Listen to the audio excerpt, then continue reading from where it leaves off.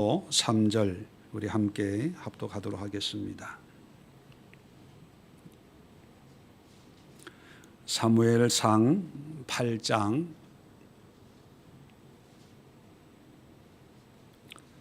1절부터 3절까지 함께 합독합니다. 구약성경 418면에 있습니다. 시작. 사무엘이 늙음에 그의 아들들을 이스라엘 사사로 삼으니 장자의 이름은 요엘이요 차자의 이름은 아비야라. 그들이 브엘세바에서 사사가 되니라. 그의 아들들이 자기 아버지의 행위를 따르지 아니하고 이익을 따라 뇌물을 받고 판결을 굽게 하니라. 아멘. 자, 오늘 말씀 광고 드린 것과 같이 이제 3월부터 금요 예배를 이제 기도회로 같이 기도하는 시간을 가지려고 합니다. 오늘 그 첫 시간으로 부모와 자녀를 위한 기도의 시간을 가지려고 합니다.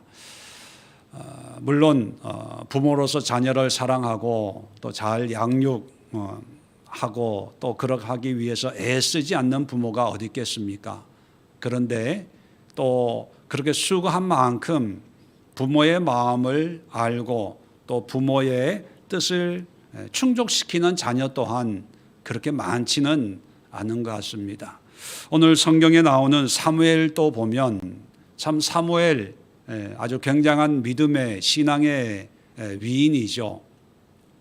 어렸을 때부터 하나님 앞에 헌신된 그런 삶을 산 사람인데 성경에 많은 인물이 등장을 하지만 특히 사무엘에게는요, 사무엘 개인적인 어떤 흠이나 실수나 범죄의 모습이 기록되어 있지 않습니다.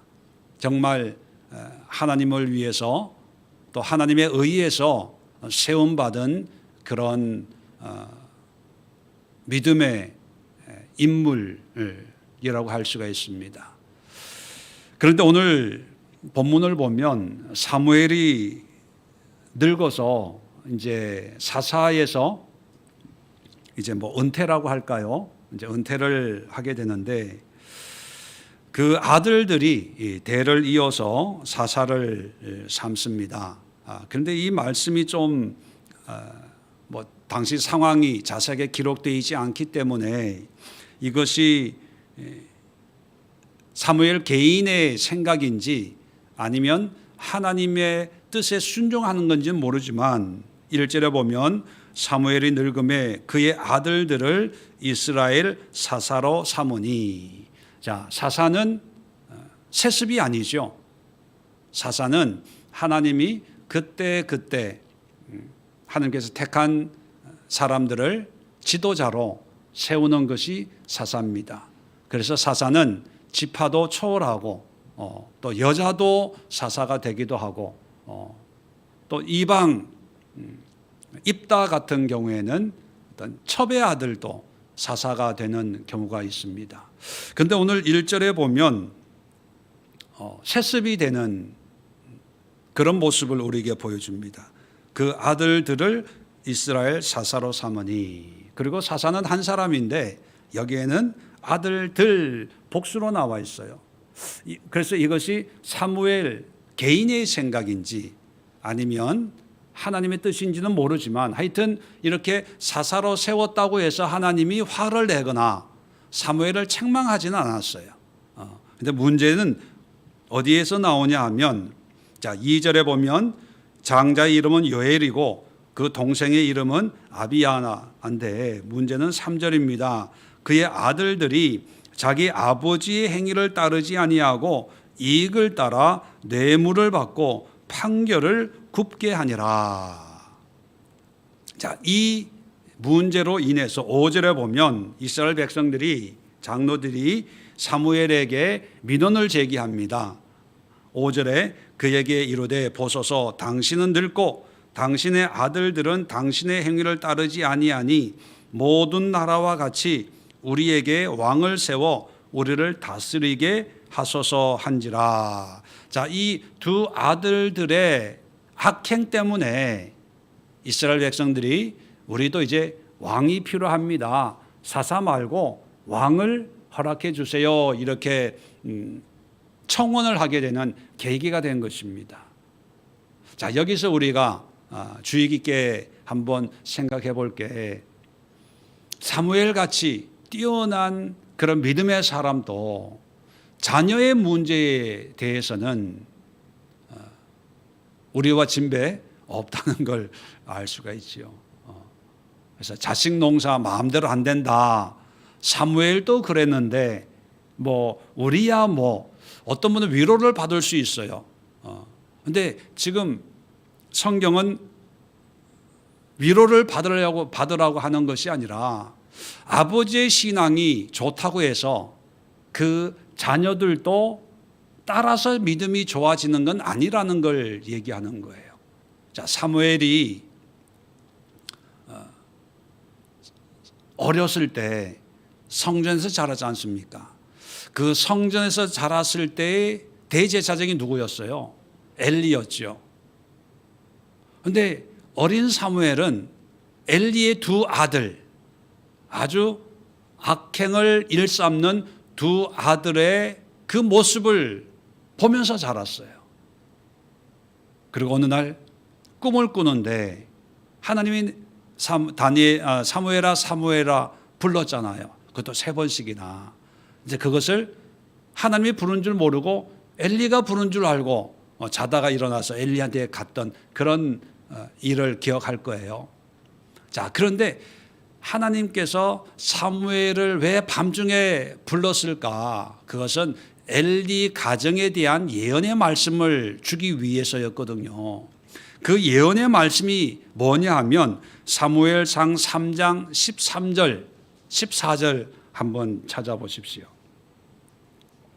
사무엘상 3장 13절, 14절 앞으로 가서 찾아보면 하나님이 이 엘리 집을 어떻게 할 건가 말씀하는데, 내가 그의 집을 영원토록 심판하겠다고 그에게 말한 것은 그가 아는 죄악 때문이니. 보세요. 그가 아는 죄악. 그는 엘리거든요.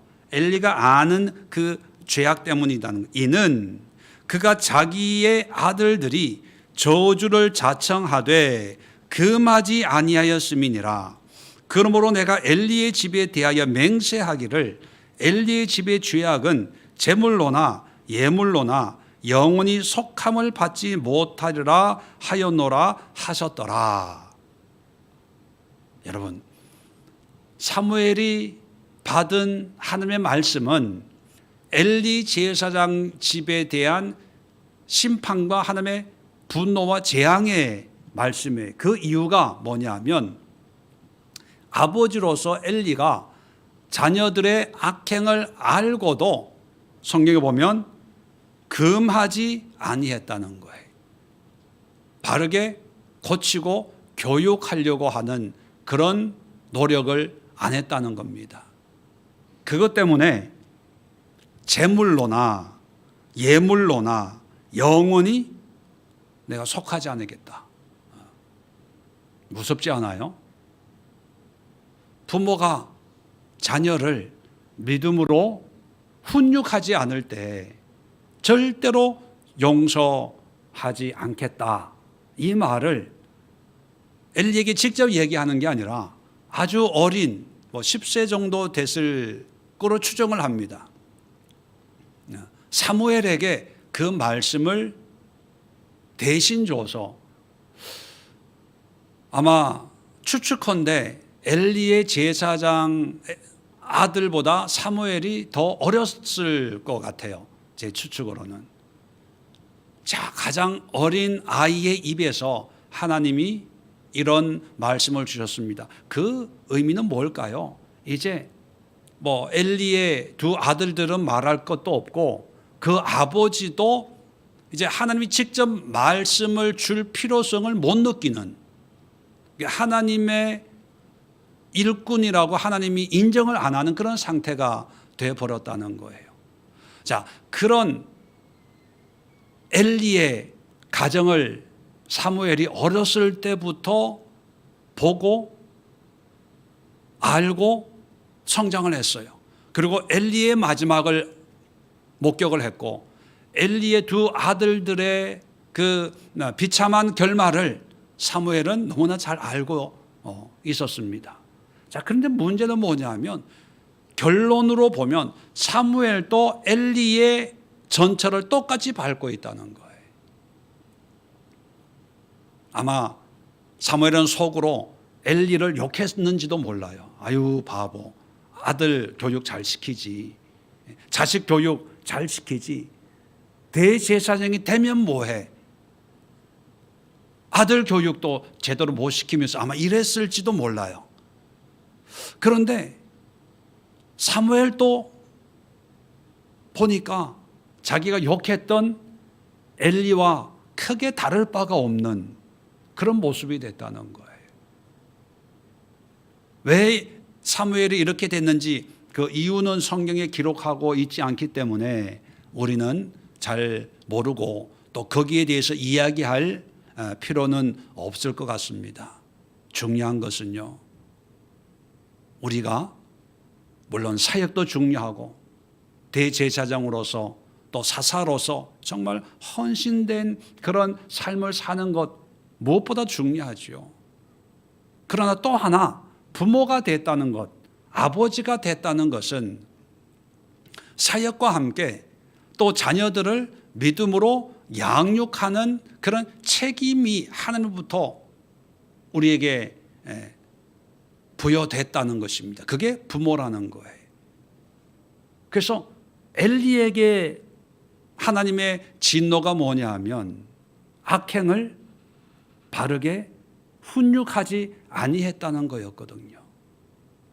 어쩌면 자녀들에게는 참 좋은 아버지였을 거예요. 왜? 잔소리 안 하니까, 야단 안 치니까, 늘 오냐 오냐 해주니까, 그리고 사고 치면 아버지가 다 문제 해결해 주니까, 해결사 역할을 하니까 자녀들에게는 너무나 좋은 아빠, 아버지의 모습을 가지고 있었을 거예요. 그런데 하나님에게는 그것이 아주 악했다는 거예요. 그리고 사무엘의 이런 자녀 교육의 실패로 말미암아 영적으로는 사사시대라고 하는 것은 왕이 없는 시대가 아니죠. 왕이 있어요. 누가 왕입니까? 하나님이 왕이에요. 하나님이 왕으로 다스리는 시대가 사사거든요. 그런데 왕이신 하나님을 외면하고 인간인 왕을 달라고 요구하는, 하나님을 무시하고 부인하는 그런 결과를 어떤 개인, 한 가정의 문제가 아니라 한 나라, 한 민족의 문제가 돼버린 거예요. 이게 한 가정의 자녀 교육의 실패로 말미암았다는 사실입니다. 그렇게 보면 엘리의 실수는 한 가정의 문제라고 볼 수 있다면 사무엘은요, 한 민족의 운명을 바꾸는 그런 결과가 도출되게 되었다는 것입니다. 여러분, 우리 가정, 내가 자녀들에게 이런 말 잔소리하고 예수 잘 믿어라 이렇게 얘기하는 게 그게 무슨 큰 일이겠어. 그리고 자녀들 눈치를 보고 싫은 소리 하지 말고 잔소리 하지 말고 무조건 오냐 좋다. 특히 요즘 이 시대는 특히 더 하지 않습니까? 옛날에는 그래도 부모의 권위가 있고 가부장적인 그런 분위기 속에서 부모의 말 한마디, 특히 아버지의 말 한마디가 그 가정의 법인 시대였는데 요즘에는 부모가 한마디 하면 자녀들이 10마디 하잖아요. 그죠? 교육이 안 되는 시대다 이렇게 얘기를 합니다. 특히 이제 장성하고 대학 졸업하고 직장 생활하고 특히 결혼하고 나면 더 하지요. 자, 이럴 때 우리는 그저 좋은 부모님, 좋은 엄마, 아빠의 이미지만 가지고 있다가 하나님 앞에 큰 책망을 들을 수 있어요. 그래서 오늘 부모와 자녀를 위한 기도의 시간을 가지려고 합니다. 왜 기도해야 될까요? 물론 하나님의 역사 외에는 방법이 없기 때문이기도 하고 또 이 시대는 말씀드린 것처럼 자녀들이 부모가 특히 신앙적인 훈육을 받으려고 하지 않는 그런 시대예요. 그래서 괜히 예수 믿어라, 교회 다녀라, 신앙생활 해라 얘기하면 관계만 더 나빠지고 짜증내고 화내고 집안 싸움, 괜히 명절날 좋은 일로 모였다가 예배 드리자 뭐 하다가 이제 분란이 나는 그런 경우도 없지 않아 있을 수 있습니다. 그렇기 때문에 자녀들에게 훈육하기 전에 우리가 기도해야 됩니다. 자녀들의 마음을 하나님이 만져주시도록, 또 훈육할 수 있는 기회와 시간과 상황이 하나님께서 허락해 주시도록, 그리고 부모로서의 책임을 물론 성장시켜서 교육하고 시집장가 보내는 것도 부모의 책임이지만 엘리에게 하나님께서 요구하신 것처럼 악행이라고 하는 게 물론 나쁜 짓 하는 것도 있지만 하나님을 바르게 섬기지 못하는 것도 악행이잖아요. 그런 것을 뻔히 보면서도 가만히 있는 그 부모, 하나님이 그러한 엘리에게 화가 나 있거든요. 그 엘리의 모습이 우리의 모습이라면 문제가 큰 거죠. 그러니까 하나님, 이 시대는 부모의 말을 듣지 않는 시대이지만, 그래서 얘기해도 고쳐지지 않지만, 그러나 자녀를 위해서 내가 이렇게 눈물로 기도했습니다. 하나님 앞에 내 마음을 토하면서 자녀를 바라보는 아버지의 마음을 주님 앞에 이렇게 처절하게 간절하게 고백했지 않습니까? 요즘에는 부모를 떠나면 다 독립적인 생활을 하다 보니까 간섭할 수 없는 시대여서 간섭을 하지 못했고, 또 1년에 몇 번밖에 못 만나다 보니까 신앙적인 얘기를 못했는데, 그러나 그러한 안타까움을 주님 앞에 간절히 기도했지 않습니까? 하나님 앞에 할 말이라도 있어야 될 거 아니겠어요? 그래서 오늘 한 4가지 정도 기도의 제목을 가지고 기도하는 시간을 가지려고 합니다. 4가지 기도 제목 마치고 이제 여러분 가지고 온 그런 기도의 제목들을 우리가 하나씩 이제 개인 기도를 하고 시간이 되면 마치도록 그렇게 하겠습니다. 오늘 이 말씀을 마음에 새기고 먼저 첫 번째 우리가 함께 기도해야 될 기도의 제목은, 여기 나오신 분들은 다 부모의 위치에 있는 분들이라고 생각을 합니다. 부모로서 부모가 가져야 될 그런 신앙이 갖춰져야 된다는 거예요. 엘리 보십시오. 사무엘 보십시오. 오늘날로 표현하면 교회에서 어떤 사역적으로는 성공적인 사역을 했는지 몰라요. 사무엘 같은 경우에 많은 사람들에게 좋은 영향을 미치고 또 성공적인 어떤 그런 업적을 이뤘는지 모릅니다. 근데 가정적으로 보면 자녀의 영적인 면에 대해서는 실패했다는 것을 성경이 우리에게 분명히 말해주고 있습니다. 우리 부모로서 우리 자녀들에게 영적인 거에 대해서 얼마나 애통해야 하고 간절하게 하나님 앞에 기도하고 있는가. 물론 많은 우리 믿음의 교우들이 자녀를 특별히 사랑하고 늘 기도하고 있다는 거 제가 잘 알고 있습니다. 그런데 다시 한번 우리 자신들을 위해서 우리 기도하는 시간 가질 때 믿음의 부모가 될 수 있도록, 그리고 하나님의 말씀과 사랑으로 자녀를 양육하고 바르게 인도할 수 있는 그런 능력이 채워질 수 있도록 위해서 기도해 주시고, 그리고 더 중요한 것은 믿음의 모범이 되는 부모님.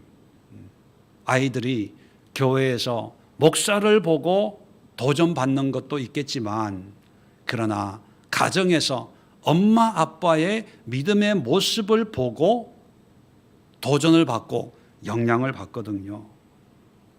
그래서 부모님이 좋은 신앙의 롤 모델이 될 수 있도록 우리가 기도하고, 그리고 이렇게 살지 못했던 것, 자녀를 위해서 가슴에 품고 기도하고 그 영혼을 살피지 못했던 것이 있다면 이 시간 회개하는 시간을 한번 진지하게 가져보시고, 바른 신앙의 선배로서, 인생의 선배로서 또 자녀들을 바르게 양육할 수 있는 그런 부모가 될 수 있도록 우리 자신들을 위해서 함께 기도하겠습니다. 우리 불 좀 꺼주시고 지금부터 첫 번째 부모님을 위한 기도 우리 함께 주의 한번 외치고 한 5분 정도 기도하고, 또 제가 음악 소리를 좀 낮추고